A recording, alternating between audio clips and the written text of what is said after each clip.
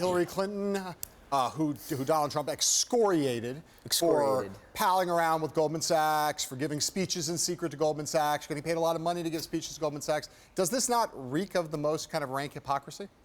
I think that if you were to list the reasons why Hillary Clinton lost, the fact that people sort of just assumed that she was really close, if not socially, but also ideologically with Wall Street, that's got to be one of the top reasons. People were really suspicious that if she made it to the White House, she would bring along all of her Wall Street friends. And by the way, Hillary Clinton does have Wall Street friends. People in finance. Turns out Donald Trump has a lot of Wall Street friends, too. Donald Trump does, too. Not a big distinction. But this morning, I made some calls, and I said to hedge fund managers and bank executives, do you think Trump's supporters who loved it when he attacked Wall Street, do you think they're going to be disappointed? Do you think they're going to be angry? They might be angry. Their attitude was like, yeah, but the hedge fund people have no clue what Trump supporters think or feel. So here's my question. I want to ask about Mnuchin, because that's why you're here.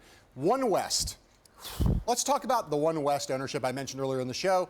This is a bank, a mortgage lender out in California that's been accused of foreclosing in a rapacious, kind of pernicious way on homeowners. It's been accused of redlining. There are a lot of housing activists who are up in arms about his ownership of that. What can you tell us about his ownership of OneWest? You hit it on the head. I think that's going to be one of the most important questions of the next few months. All right, so listen to this.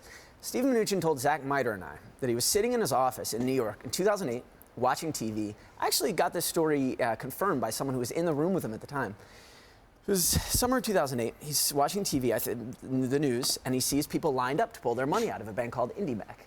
And he says to himself, I have seen this game before. We're going to make money on this. We are going to buy this bank. And he bought that bank. It was IndyMac.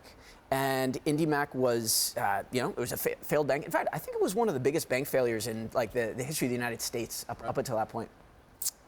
Steven Mnuchin bought it with John Paulson, hedge fund manager, big Trump friend. He bought it with George Soros, as I mentioned. And he rebranded it. So what you just mentioned, OneWest, is exactly what it's called now. And I think it was profitable within a few months. The FDIC, by the way, guaranteed that after a certain point, they weren't going to have to eat up any of the losses. So they got a great deal on it. Yep. To be fair to Steven Mnuchin, in the same way that you kind of have to sort of just admire the fact that he made this bet on Donald Trump when everyone else just assumed he was going to lose, you also have to admire the bet he made on his bank. I mean, he bought this bank just at the bottom. Things were terrible. So he had a good instinct. But on the other hand, he sold it to CIT for, I think, more than $3 billion. They made a ton of money.